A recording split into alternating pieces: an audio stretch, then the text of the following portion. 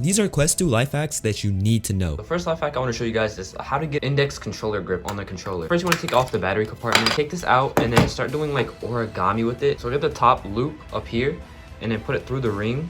Once you put it through the ring, you get this, and then you stick it through the little loop. And once you get that, you just pull it all the way, and then try to plug it back into here. Get it in. Once you get it in, you can just close it up. Once you do that, you can get an easy grip just like this.